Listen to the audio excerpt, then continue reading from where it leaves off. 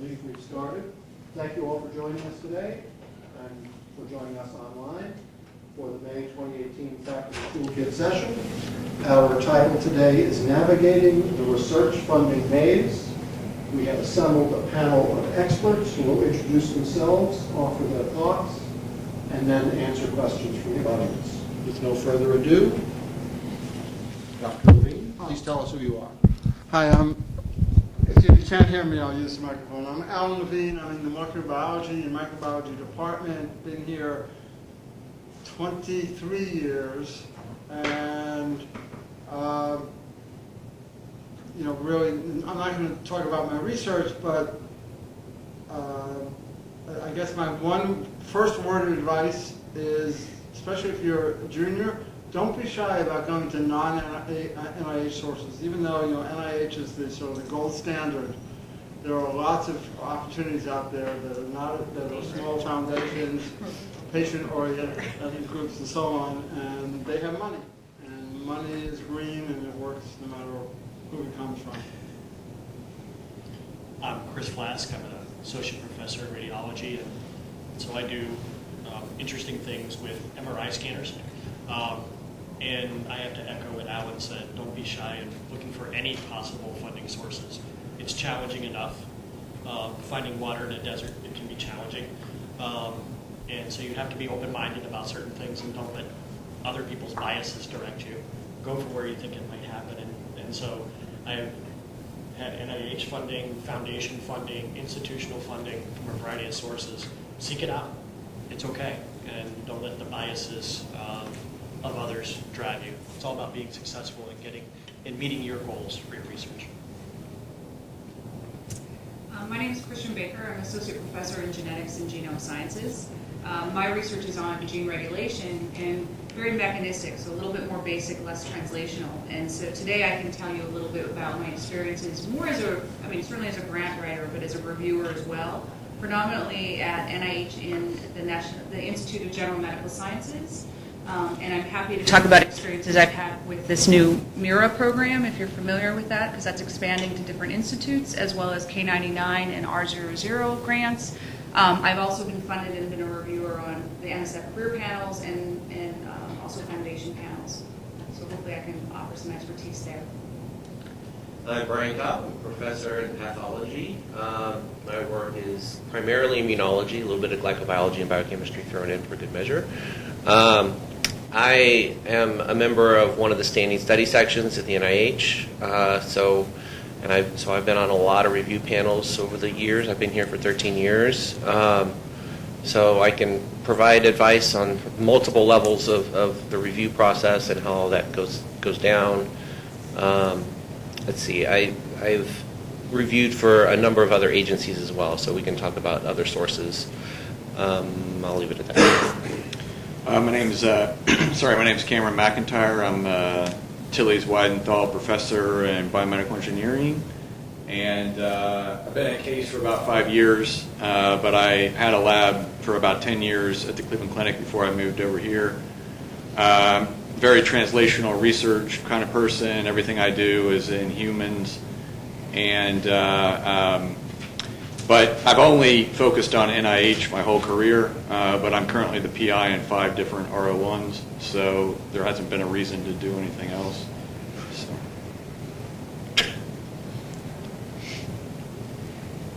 Brian, Dr. Cobb, you have indicated you have various bullet points in your head.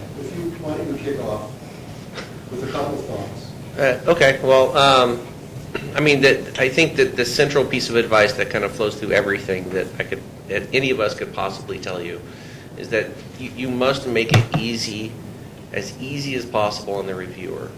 So you have to put yourself in their shoes. A typical NIH reviewer, and it's true for other agencies and private foundations, will get something between 7 and 10 grants to read, and that's a lot of reading, especially since some of those, if not a majority of those, will be outside of your immediate expertise.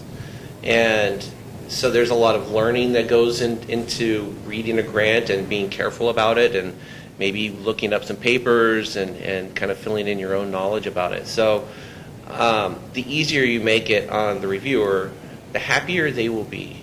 If you can, read a specific Ames page and get it, and when I say get it, I mean I understand the importance, I understand the knowledge gaps, I understand what you're going to do, pretty much, and I kind of get a feel for that you've got a handle on it.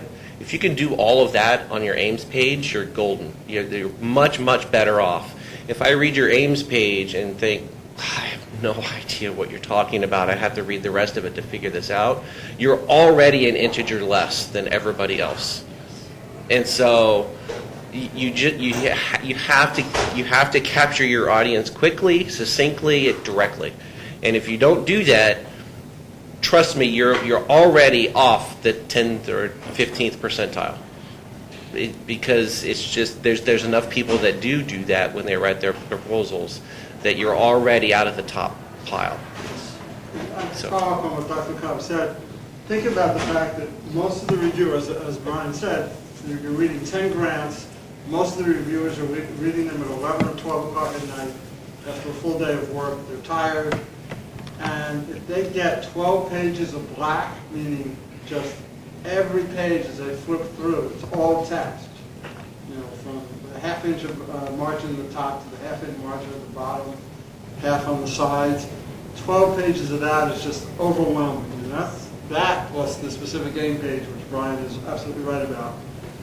It puts you in the wrong, puts the reviewer in the wrong mindset. And then everything goes south. Then they're looking for reasons not to fund you, rather than trying to support you. Yeah, I 100% agree. One of the things that I feel like, when I'm writing a grant, so I don't write very many grants. This is the other thing that I find a big difference between the way I've done things and the way most people do things. So most people write, a whole bunch of grants and they send them out and they, use that feedback and then they write a whole bunch more grants and whatever. But the strategy I've taken is I write one grant a year. That's it. And I'm going to spend months working on that project. And I'm going to spend months beautifying that grant so that when the reviewer gets it, it's easy to read. It's enjoyable to look at the figures. It's simple to navigate through the sections. And, and I think just you're preying on the underlying psychology of how these people are interfacing with the document. And so I feel like, that kind of approach, I guess you call it a rifle approach as opposed to a shotgun approach. At least for me, that has been, a world of difference in terms of, getting a grant successfully through the study section with a good, maybe you're not going to get ones, you're never always going to get ones, but you're already putting yourself in the position where you're going to, be competitive for a 2 or a 3. And that, I feel like is sort of, where you got to go to get in the discussion. And Cameron's comment about beautify, if you pack it full of words, you pack it full of figures, and the figures are really small, and the figure legend is 7 point or 8 point, again, you're making it hard on the reviewer.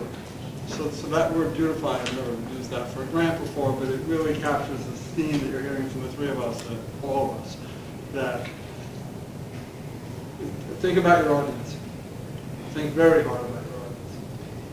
Well, I'd even go back from there. So the audience is the reviewer, obviously, but the reviewers have guidelines. And so really, really consider what the agency wants to fund. Read the instructions. So many times I get grants and they don't fit the mandate or the RFA of what the institute or what the funding agency wants to really fund. It might be beautiful science, but it isn't aligned. And so go back. And then for special ones like MIRA programs or these maybe other non-R01, really figure out what the difference is and what they're, again, what the mandate in that funding mechanism is, and really align your science and your grant to that. And convince, again, the responsibility is you to convince the reviewer that what you have fits the mandate of the funding mechanism. Read the instructions. If they ask for reproducibility, address it. Premise, address it. These are fairly new aspects. more new aspects with NIH grants. If they're not addressed, they're discussed in the panel, and then you're dinged for it somewhat. Can I expand on that? I don't want to interrupt. But, so a couple things. The premise is one that's come up a lot. So, as part of the routine in my study section, that the SRO, so the person from the NIH that's in charge of that study section, makes it a big point that everybody, all 3 reviewers for every grant, state what their perception of the premise is. What's the premise? State the premise. And if you give that to them, it's like, the premise of this grant is, right? It makes it a whole lot easier, right? Don't make them try to figure out what your premise is, right? So actually say, the premise of this is based on blah, blah, blah, blah, and, and we're going to do this awesome thing, or whatever, right? So make that much easier on them. The other part that I just want to not clarify, but expand upon a little bit about the funding mandate.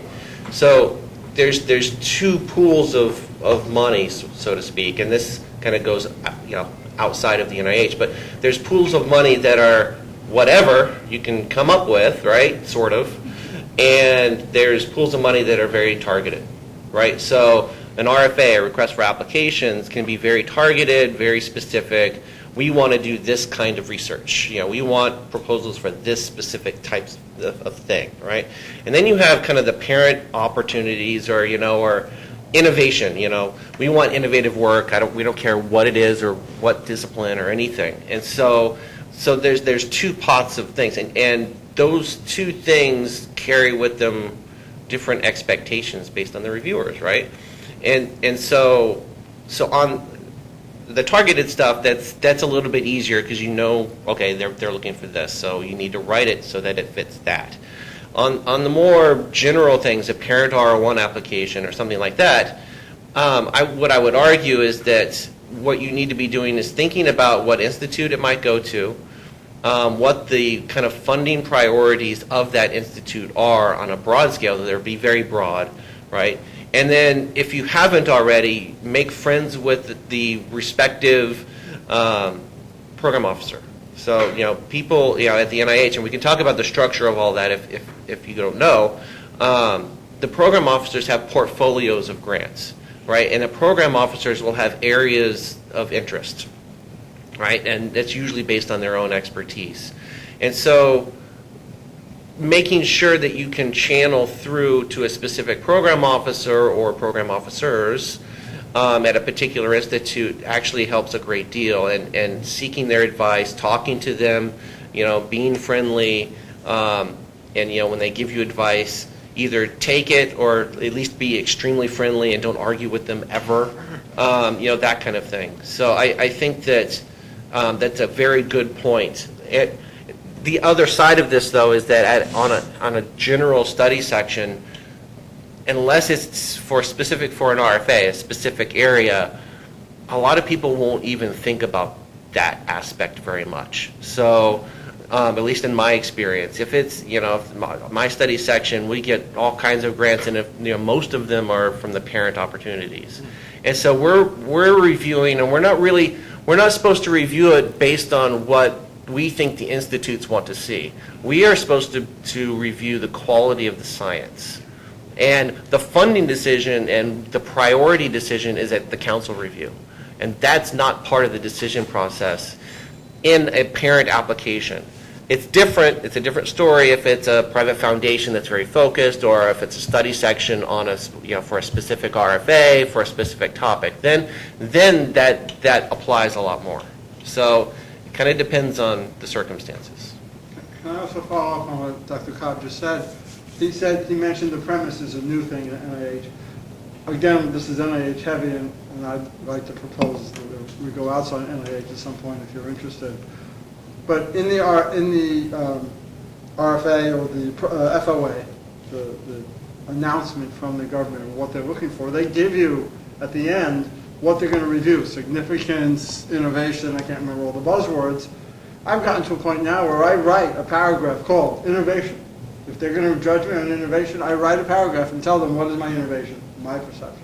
If they want significance, I give it to them. If they want investigators, I now give them, we got a team of people who have this expertise and that expertise and so on. I give them the answers so that when they write their review, especially for the non-science sections, everything but approach, what's called approach, they've already got it written and they don't have to think through it, and maybe they'll score a little higher. I don't know if it works, but that's what I do. I agree. Put the words in the mouth. It's so satisfying when you get your reviews back and they've actually used your words because they are the best way to Straight up. express what the premise or what the innovation or importance is. Don't let them guess. I think the other bit in this, and it's implicit in all of these comments so far, is the fact that you can put as many words as you want into a grant, but if your data's not sound, those words are meaningless.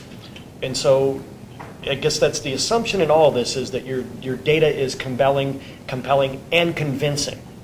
So we have a saying in our group, and this is kind of fun. It's like the sum of all anecdotes does not equal data.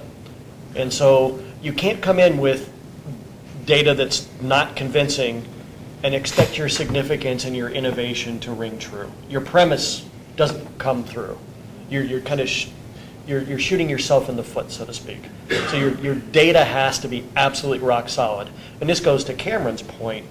It's better to submit fewer grants but shore up the data than to submit a grant where the data is not as convincing. You can't really make the claims that you're making. So you have to balance all of that in what you're trying to do. We got to stay fed. We have to keep our labs open. We need funding continually. But you've got to balance that with submitting great grants, not just good, because good doesn't cut it anymore. You need a great grant with compelling data and convincing data. It has to be a complete package. So you have to complete that with the words that everybody's talking about here. And don't expect the reviewer to make your grant better, because, I mean, a lot of these panels are standing panels, and so they may see your A1, they may see your A2, and if they have a bad taste in their mouth already, it's not going to go away. So I do like the approach. Put your best foot forward the first time. It may not get funded, but don't come in with something waiting for the reviewer to make this better. And then I guess the only other thing I have about reviewers is that they're never wrong. If all 3 reviews have essentially the same comments, address them. Do not submit a revised application that doesn't address what the reviewers want, because the chances are 1 out of the 3 at least, maybe 2, might re-review this. And if you haven't addressed my questions or my concerns, and again, they're generally applicable to all the reviewers, I mean, I'm zoned out reading the resubmission as well. Just to clarify what Kristen said, the first grant that goes in, it's called an A0. For if NIH. they're allowed to resubmit, an A1 is first resubmission, second resubmission. And then if it's a standing study section, there are 2 types of study sections. Brian's on the standing study section, meaning they meet 3 times a year? 3 times a year, and whatever comes into them. There are special panels where the NIH is interested in project X or question X, brings together experts, looks at those grants, and that was a one-shot group of scientists and a one-shot application for the writer. So one of the things that, so for me, there's like 3, maybe 4 panels that, my stuff would go to, depending on the flavor of the project. But you can go to nih.csr.gov or whatever, and you can see every single person that's a panelist on that. And so at this stage in my career, I already know who every one of those people are, and then if I'm going to write a grant, I'm already thinking about the study section before I'm even writing pen to paper. Like I have an idea of, okay, this grant is going to have this title, going to be on this topic area, and it's going to be focused on, this particular study section. And you don't know exactly what people are going to be on it, but you're going to know the ballpark of the people, the type of people, the things that they're interested in. And so, that doesn't change necessarily the specifics of the project you want to do, but it might change things about, like, for example, in the background and significance, the papers that you might want to cite. Everyone is a human being, and they want to be, reinforce that their thing is important too. Like that kind of stuff. It's subtle, but it helps. But more importantly, just having that targeted approach. Like you know who those people are, you know the general things that they're interested in, and make sure that, you're fitting into that kind of big picture as well. Now, it's harder in these more general panels from time to time, but especially in RFA, you already know the details, and you can probably find the previous study section that would have reviewed that particular group of applications. And so for me, that's always like a step one when I'm building. And that can go true for foundations. I'm Sure. guessing the They're foundations. also yeah. I'm guessing the review panel for foundations is readily available or Yeah. could be found without much work. And again, feed their ego a little bit. As young investigators, new faculty starting down this pathway, I can say this for myself. The first time I sat on study section, I became a great grant writer, a better grant writer. And so get on a study section as soon as you can. The discussions are completely enlightening. You will learn so much more about how this process works by experiencing it. And so I said, like I said, that was probably the biggest improvement in my grant writing was right after I had been on study section for the first time. And So I don't know how, maybe some other panelists, I don't know how you sort of get on the first time. I mean, I'm invited because I'm old. How do you get on the first time? Do you So guys have any- NIH does have a program, so you don't have to be funded by NIH yet. It has a program, at least for general medical sciences. I don't know if this is NIH-wide, for early stage reviewers. And so you can sign up for that, and they will put you on a panel. You will do one or two. You'll be like a fourth reviewer, but you'll participate, and you don't just shadow and just observe. So you will be part of the actual review process with less work involved. But I think the way it happened with me was that I had a more senior colleague in the general area that I was working in, and he was cycling off of that particular study section and suggested me to the SRO.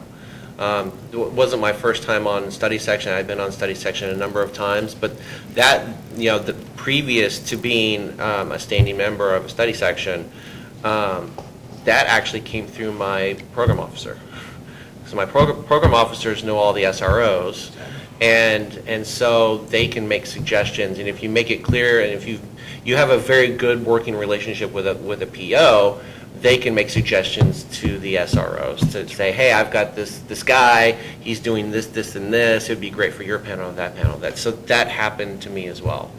I want to back up to one thing that you have to be a little bit careful about, and that is, yes, I agree that you have to address the previous reviews, but you can't address every point, number one, and number two, if that point isn't echoed through multiple reviewers, it's dangerous because, and the reason I say that is that at least in my study section, the chances of you getting any reviewers the second time that they were the same the first time is less than 30%.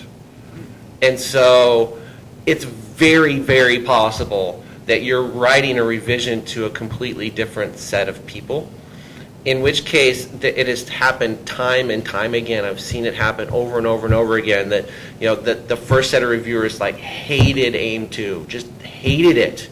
And so the person took it out and replaced it with something else, and then the second set of reviewers you really should be doing this, which was the old AIM2. And so you have to be careful about this. And so, look at it as objectively as possible. What are the good points? What are the nitpicky points? And address the ones that are, that's actually a good point, I should have thought of that, or whatever. Think about it as objectively as possible, and especially if it's a common theme. If it's a common theme, then you know that there's going to be a problem with it. But, if one person is stuck on one thing, it might not, if it's not mentioned at all from the other reviewers, it might not be something that you need to worry too much about or should change. It depends. It's a judgment call. This is why this is an art form. And I think this is true. Correct me if you perceive differently, but even though significance, innovation, investigator, institution, and approach are the 5 biggies, the first 4 really don't carry much weight. I mean, if you're a half-decent scientist and you've been trained well and you're at a university that has cores and facilities to accomplish your task, and if you're pursuing something worthwhile, those are all great. And once you have those in place, there's your 10% baseline. They're looking at the science, those 12 pages of science, or 13 pages if you count the Ames page, which is so important, as Brian said. That's the grant, those 13 pages. That's borne out statistically. I think that's been shown Oh. that the overall priority score tracks very closely with the score that for the approach, and not for the other factors. And that's been done across the NIH across multiple years, and that's consistent. And it's probably true for how any other agency or private foundation that you can think of. It's about the science. Without a doubt, but I mean, especially as junior, where you may not have a 25-year track record and 50 publications. Don't make me too old. 23 years. You need to cross your T's and dot your I's as well. Those things are in there. They do need to be included, and I don't think you should take them for granted. You're right. They're not the basis of the score. But again, if you have special things like K99s or MIRAs where there's particular aspects that they want to see, those have to be addressed. I sat on 2 panels in March, and those were the topic of discussion equally to the science.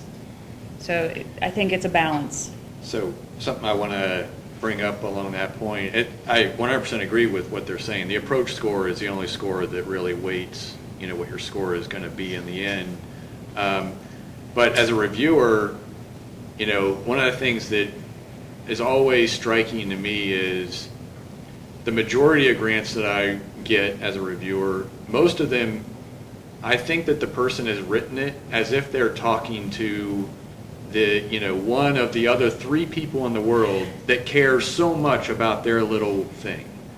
And when you write a grant as if you are writing it to the other 2 world experts in that particular field, you've lost the 99% of the people that are actually realistically reviewing that grant. And so the strategy, that I take to and that's how I wrote my very first grant, and it wasn't until I went to a study section and realized that for the most part, maybe you're going to get one person who was a true expert in your thing. And then you're going to get 2 other people that they know enough to be dangerous, like that's kind of the level I put them at. And so, yes, you want to have the material that's can stand up to that one reviewer who will be critical about that specific topic. But if you lose the other 2, you've lost the game. And so the strategy that I've taken to help combat myself from falling into that same trap is I almost write the grant as if I'm explaining the project to a first-year graduate student who's going to do the project. And that's undershooting because you can't help yourself from getting too deep in the weeds. And so I always feel like I have to take a step back and write at more general, right? That's what I'm always trying to reinforce to myself. Write more general, not more specific. It's easy to fall into that trap of writing more detailed or more specific. The challenge is how do you write it more general, more, let's say approachable. So, it's kind of, there's always this balance that you're fighting with. Having the detail, having the specifics, having it all be buttoned up, but having it be approachable to the person who just knows enough to be dangerous, because they're the ones that can torpedo your project, in my experience. Well, think about what makes a really great seminar. Yes. Right? Is it the guy that gets up there and is slogging through data point after data point after data point after data point? Or is it the person that tells a nice story? And it's approachable, it's easily understood, even if you knew nothing about it when you walked into the room. Right? It's the same thing. It's just on paper. Want to change it to questions for a while? That sounds like a great summary point to invite the audience to engage with the panel. I've got a few questions that I guess are somewhat specific to my situation, might not apply to everyone. But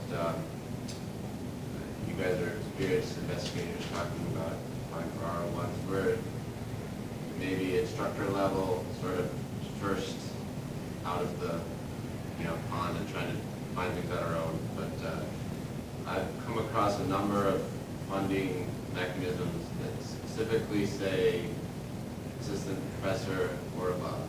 So I'm technically not independent. I'm an instructor. I'm working with other people. So just ignore it and wait a few years. Are there ways around it that you could get some sort of backup that you are on with path to independence, something like that? And then the second one, I don't know if any of you have this history or can speak to it. How would you address not changing institutions from your training to your now faculty position as you begin to apply for grants? So Before we go, could you repeat a distilled version of the question so the microphones pick it up sure. before you answer? Thanks. So the question was, what about targeted research funding that asks for assistant professor or above it, but your appointment is an instructor? And then how do you deal with whether you've moved institutions or not? I'll deal with the second one. Maybe other panels can help you. The standing study section I'm on is actually for K awards, F awards, excuse me. So F30s are I forget which are which. F30s are MD PhDs, I think F31s are PhDs, and F32s are postdocs. And they're reviewed for their track record as well as the science. And if you've stayed, let's say a graduate student has stayed as a postdoc at the same institution, that's a concern. And that is brought up in the panel. The applicants who do best address it. They face it. They say, I recognize that I was a graduate student at WashU and now I'm a postdoc at WashU, but I'd like to emphasize that I was doing immunology as a graduate student, now I'm doing genomics as a postdoc. So they deal with it. They don't hide from it. They don't try to cover it up. They address it and they somehow turn it around, how being at the same institution or pursuing a similar graduate and undergraduate or a graduate postdoc project or postdoc faculty project is actually good. So I wouldn't hide from it, is my answer to the second half of your question. And I'll follow that one up. I'm in that situation, was in that situation. So I was a graduate student here, became junior faculty and now tenured, and all at Case. And to echo what Alan said, you got to face that, but you also have to understand why do they care about that, right? Okay, so you change the walls. What's the big deal? Well, the reality is they want you to be independent. They want you to grow into independence. If you can't demonstrate that, then there's going to be a concern. You want to approach it again openly and say like, yeah, I'm here, but this is why I'm independent, right? That's what you got to do. And so when I stayed, I was going in an area that nobody was working at before, in where my PI, they have no track record there. So it was like, this is completely new. And so it allowed me to carve my own niche. To go back to your first question, that's all about, again, pathway to independence. So K awards, K99, R00, K08s, K12s, those are great opportunities. Those establish people, and that establishes you as a young investigator that will help you through those transitions to become assistant professor. And then you can get into the R21s and R01s and whatnot. But I said, look for those opportunities too, beyond the fellowships. Look for the K awards. Those are great opportunities. It also allows you to get that vernacular in place, that writing in place. Like, this is what I profess. This is what I want to do. And that allows you to establish your independence too. It's not just K awards. There's foundations, Burroughs Welcome, and I mean there are other places to get transition awards. It's not a lot, but there's some. And you got to understand your situation, but a lot of times people in a kind of that instructor role that are trying to make that leap, if you're doing well and you're in a position to negotiate, you go to your chairman and you say, listen, I want to submit this grant. I got a good application. Can we get a letter that says if this is funded, I will get this position of whatever it is their criteria for the funding, right? I've seen quite a few applications like that myself, right? They're currently not compliant with the requirements of whatever that grant is, but they have a letter from their chair or their institution or whatever that says that if this was to be funded, that would provide us incentive to provide that position for this person, right? So, it's that's obviously very person dependent. Are you really in a position to negotiate something like that? But if you are, use that to help you get through those hurdles if you feel like you've got a grant that's really competitive for that mechanism.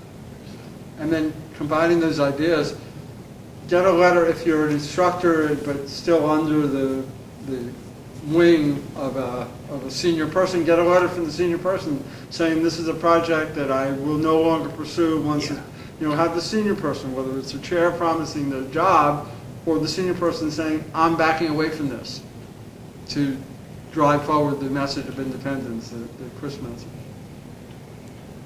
There's a second comment that I would add in this too is, and it relates to even the first comments, is the fact that be who you are. You can write and create a glowing picture of all this stuff, and again, it gets to scientific data integrity. It goes to looking for K awards and publishing your papers, but be who you are. Be realistic, okay? And what that means is understanding your package, understanding this is the science that I have. This is where it really fits, and take that feedback. And these are some of the holes in it. This is what I need to address going forward.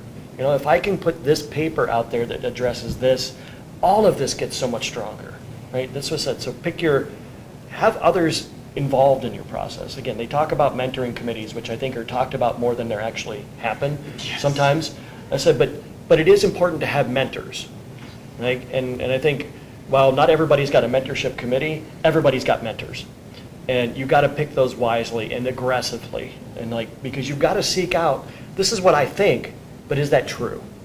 Instead of sending it to studies section and having them tear you to shreds, get the information in-house first, because you can address it and put that really okay grant and make it a great grant the first time out. And especially when you're young and starting off, you're cutting it, who is this person? This is interesting. But if you fill in all those holes, then it becomes like, wow, this is really kind of cool. I want to meet this person, right? And then all of a sudden you've got a colleague, not just someone reviewing your grant. It's a very different thing. To dovetail with that, so the issue of independence being kind of one of the drivers of why people look for people that are moving, and and that you have to really illustrate the point that you're independent. The other part that I've seen brought up many times is institutional commitment. So this kind of dovetails with the idea of getting a letter, right? That if there's no obvious institutional commitment to you for 3 to 5 years or whatever, then you're going to have trouble. But if you can demonstrate that there is institutional commitment, then you're better off. And usually that kind of automatically comes with an assistant professor position. But if you're an instructor, you have to kind of go an extra mile. Get the letter, circle the wagons as much as you can to show that that wherever you are, they want you to be there and to stay there, and that there's a commitment to see you develop into an independent scientist. My follow-up question to that is, short of having a tenure track position, if you're an instructor or assistant professor on tenure track, what are the best ways that your chair in that letter can demonstrate institutional commitment to you? So this is kind of a sideways answer to that, because it's a follow-on to this discussion here. You can have that all loaded with your chair, but I also come back to your mentorship group. And so surprise them, because you can put whatever you want into that chair letter, and things like, hey, space, time, commitment, we value the science, all that stuff within the chair. But if you also have the scientific group behind you as well, that mentorship group, so this is my committee, and this person is doing outstanding, you can have them echo your premise, right? And then it adds scientific credence rather than just a chair. Okay, so that's more letters. Exactly, but also building, it's different kinds of support, right? And and it's just supporting for you from not just the sort of administrative side, which is the chair, but you also got that scientific group that is making sure that you're growing in this. So they're going to teach you how to become an independent, peer-reviewed scientist as well as all the facilities. It's not just brick and mortar. It's also all this other stuff, teaching you how to do this. So, And when I read a grant from a more junior person, I never know if they're on tenure track or non-tenure track, so that's a non-issue for me. Mhm. so I mean, as a follow-on to that, like, I mean, I'm now pretty high up in the pyramid scheme of science, but I still use consultant letters from all kinds of people on my grants, and that's also another, back-ended strategy. You want to make sure someone's not going to review your grant, make them a consultant on your grant, right? So, there are all kinds of strategies that you can employ. Maybe they only add, a little nudge here, a little nudge there, but those things all add up over time. And so, I guess 2 points I wanted to make there. One is that you can manipulate, the use of letters in many ways to help you achieve your goal. My point, help you with institution, help you with areas that you're not great in, help you with, sort of navigating the reviewing process. And, so I think a lot of times young investigators don't use letters of support or consultant letters or whatever in their project because they're just not aware that that's even like part of the game. But it is part of the game, and, and so learning how to navigate that earlier is better.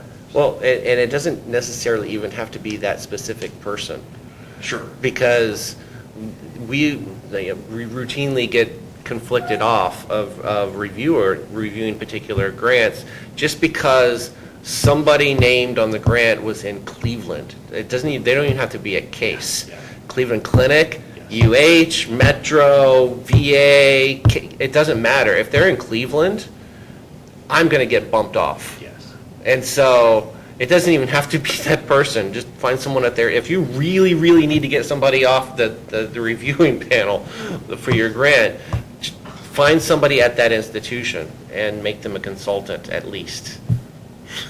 I think to address letters too, I don't think it's bad to go to your program officer of the institute, if we're talking NIH, and ask them also what they're looking for. But be prepared. If you haven't submitted these grants, you're probably going to have to write the draft of this. And so make sure you allot time, and make sure, again, it goes back to the instructions. Having sat on these early stage in K99 very recently, there are very particular pieces of information that need to be in these letters, and if they're not addressed, it's a black hole, and again, you lose credibility in the whole grant.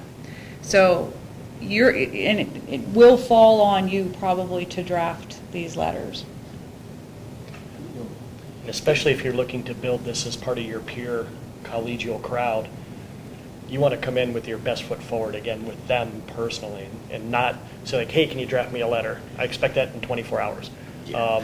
And we've all had that happen to us, right? And it's like, and that's the sad part of what we do. We've had that, and we're saying this because don't be that person, right? And it's a death knell. Right? Well, and I've seen comments about letters that, okay, they've got all these letters, but it's not clear what any of these people are actually doing.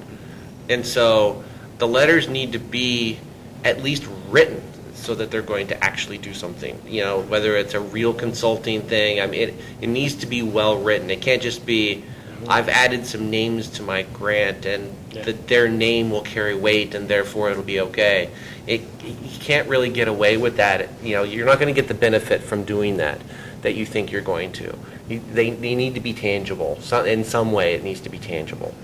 And Dr. Cobb's comment reminds me of something, which is in building the personnel of a grant, it's great to have a bunch of co-Is who are big name people who are important in the field, whether they're consultants.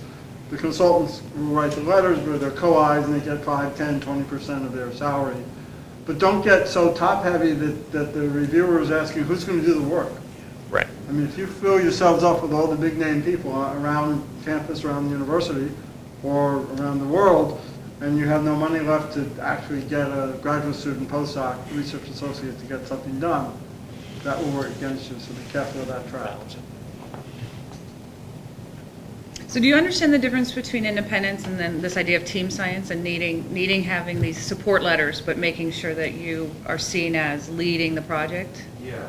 Yeah, I mean, I guess one that was really surprising recently was an ACS career development grant, where it's specifically for people doing cancer research.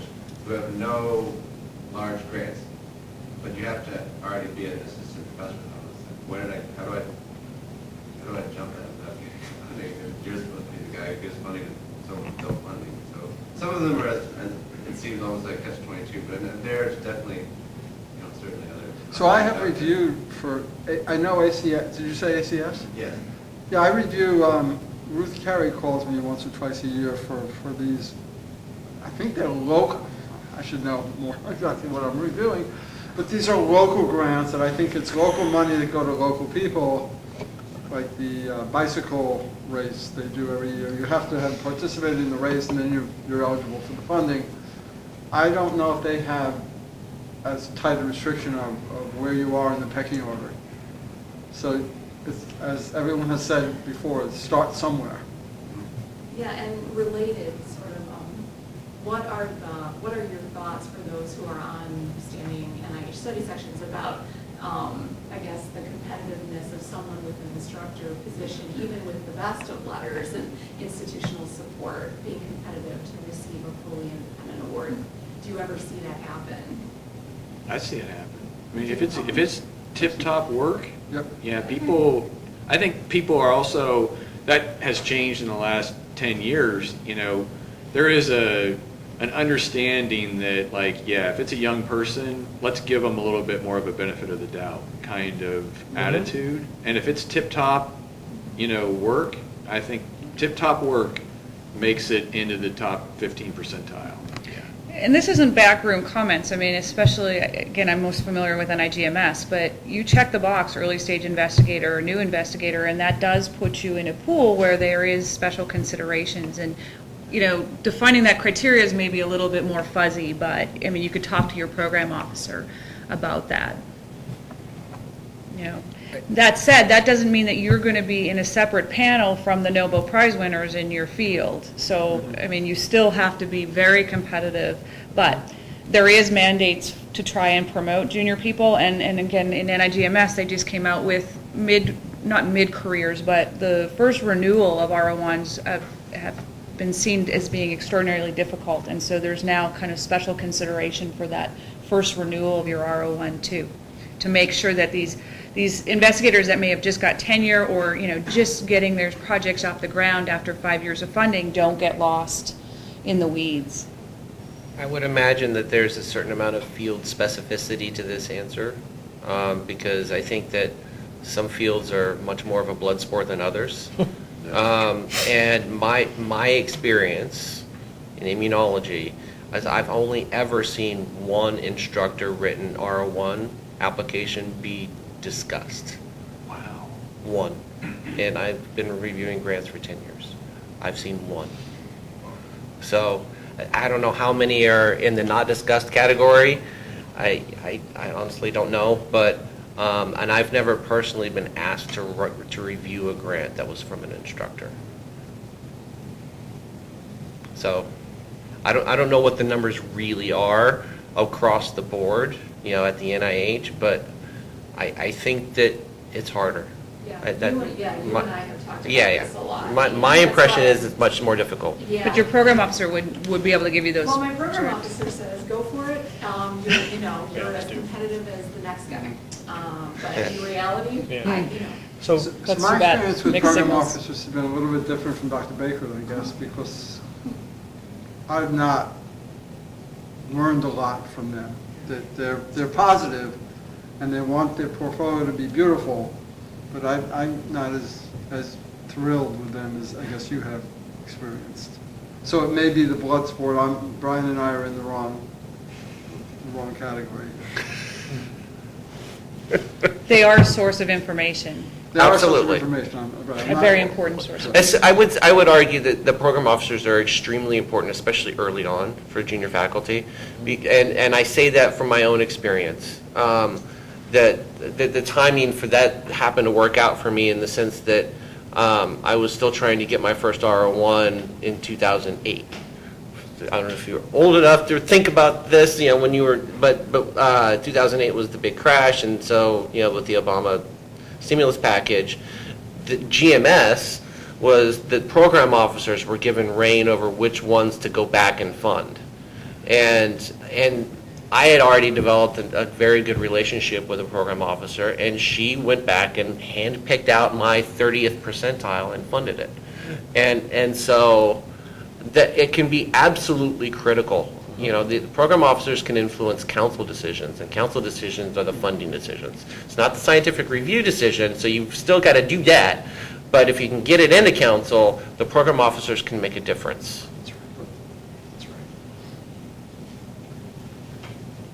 Thank you for this great discussion. My problem is, according to my knowledge about funding and grant opportunities, all my friends who got a grant, they got it through for the basic science research. So my situation, I'm working as a clinical research fellow in the surgery department. So all my studies is about the patient and some procedure and stuff like that. So how can I apply for a grant like this? And I'm not in contact with any animal lab or any other investigator lab who's usually getting the funds from them. So that's the kind of stuff I do also, and you know, there's tons of money. NIH has never been a better place to get human research funded than right now. And so I think, you know, part of it is finding the right study section that fits with what you're interested in. So, you know, that's where a program officer, that's where I find them to be useful, is helping to narrow down what's the right mechanism.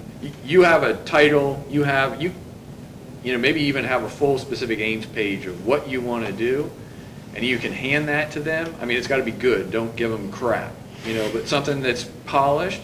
You hand that to them and say, what do you think I should, you know, what study section makes sense for this? What mechanism makes sense for this? And that's where I find those people to be really helpful, because that is really what their expertise, you know, and that's what their job description really revolves around, is helping you navigate that step of the process, and then you got to take it across the finish line, you know. But yeah, there's never been a better time to be a human subjects, you know, researcher in NIH right now. So, Question. I'm one of the trauma surgeons at Metro, and I'm kind of in a similar situation where a lot of my stuff is clinical, it's not basic science. And I'm very early on in my career. I trained in a program that was community hospital, didn't have a lot of research background. Now I'm at a tertiary care center where I'm just starting out. So I have three questions. When you guys speak of this program officer, I apologize for my ignorance, but is that an institution, like Metro has one? No. These people work, they work for NIH, and then they work within each institute, right? So I don't know what the right thing is for trauma. I don't know. Do you guys know what institute would make sense for that? But I don't know. That's okay. Yeah. My project's not moving, so I'm sure I can find something. But Yes. secondly, So NIDA is where you want to go. Right, so you go to the National Institutes, plural, of Health, right? There's a bunch of, I forget how many there are now, 20 or something, yeah, institutes, and those are the actual funding entities at the NIH. And the program officers work for those specific institutes. So you'll have a program officer that works for NIGMS or AID or something. So they're employed by the specific institutes, okay? And then my second question is, you guys talked about figuring out who's on your review panel once you submit. How do you do that? It's on the web, at least. It's on the web? Yeah, at least we'll show usually the last three panels, who's the permanent. They don't always know the ad hocs coming up future, but at least the permanent members of a panel will be listed. And then anyone that actually did participate in the panel in the past for the last 2 or 3 cycles is usually listed on there. So that warrants a definition also. So there are multiple places where a grant can be reviewed at the NIH, right? Most of them, maybe 85% of them, go through the Center for Scientific Review, so the CSR. Okay, the CSR website has information on all study sections and going back, and there's a whole website for each study section, what their priorities are, what they do, prior meetings, who was on those panels on the prior meetings, and so forth. Okay, you're not going to know prospectively, but you'll know retroactively. Okay, so that's one. Number two is the institutes themselves will also have review panels for like specific RFAs and other special programs that they are running themselves. And so they will also have study sections, but those are a minority of the pool, okay? And we had not mentioned this, but everyone should write a cover letter. The cover letter is Yes. not a throwaway. Definitely.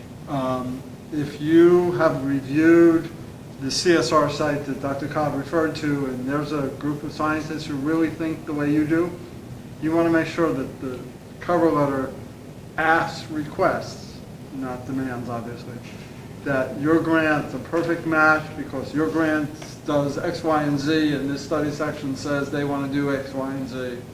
And give them the name or number of the study section and really request to go one particular place.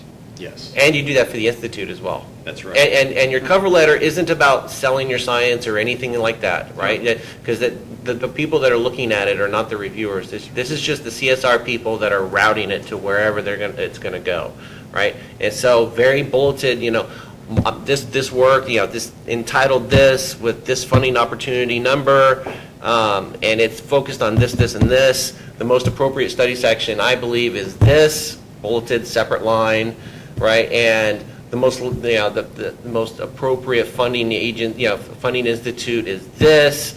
And if you can say it, and I've spoken to so-and-so program officer at the whatever institute, and they agree that it's a good fit. Period, end of state, sign it, done. That's right. My last question was, in creating yourself as an independent outside of the support letters, does the NIH look at your biosketch as far as like number of publications, and is there a number of like first author or senior author publications that you should have that they like look at it and they're like, oh, this person only has 10 publications, we're not looking at this? Well, the biosketch, if you're going NIH, you might want to look at the biosketch. The biosketch is now, it depends on how many publications you have, but there is no place in the biosketch per se to list every publication anymore. It's now designed differently. So you might want to take a look at what the new meaning 5 years old now probably, biosketch looks like. But the reviewers do look at when, one of the categories normally evaluated are investigator, and they will look at your track record. So, I'm just asking because if I'm early on, I don't want to take the time to write out a huge grant application and the number of publications I have is going to mix me from So that's where finding the right mechanism is the trick. Right. And a program officer can help you, or whoever your research mentor can help you, but maybe an F, maybe a K, at that stage you're probably not in the right place to write an RO1, but that NIH is designed to help, people make it through that world. So since the biosketch got changed maybe about 5 years ago, I think especially for junior investigators, it's become much more important. So I think it's an opportunity for you to demonstrate, again, not numbers, but the impact of your contributions to the field, and that's really framing why you're now in the best position to continue these studies or move these studies forward that you're proposing in your grants. So you can't really talk about that, or you don't have room in your approach and the main part, but for these K99 or K and pathway to independence, the biosketch is really critical. Yes. So for the last two questions, I'm guessing you're both MDs or MD PhDs, correct? MD and... Okay. So there's another thing that we haven't talked about here is the fact that you are clinicians in the research world. You're going to have to also be explicit about this, about how you're going to have time to do this. This is a real legitimate concern that study sections care about. If you're coming on to this and say, like, yeah, sure, I have a 12-hour workday, but I'm going to do my research, between 1 and 2 a.m. You've got to address this, right? You've got to be upfront about this and be logical. And that's why I say I also think for folks in your position, get a mentor who's been successful in that immediately, okay? Because it's hard for people that are just PhDs or just pure full-time researchers to be successful. For folks that have a full-time job in addition to this, it's really challenging. You really have to have some folks surrounding you to help you in this process. So seek them out immediately You won't be able to do this otherwise. So I just want to add one little thing, and that is that the Center for Scientific Review, for at least at the NIH, does not say, no, we're not going to review this, because you haven't hit some metric in your career. I mean, the CSR doesn't care, at least administratively, it doesn't care. As long as you're eligible, it's going to get sent, and it's in the right format and all that, it gets sent to a study section. So you have to please the reviewers. This isn't about, there's just, it doesn't just get summarily dismissed because you only have 5 papers. That doesn't happen, okay? So it's all about the reviewer impression. Yep. I've asked the panel to be here from 12 to 1, so out of consideration to them, I'm going to draw this to a close. Say thank you very much, and call on the audience to express its appreciation.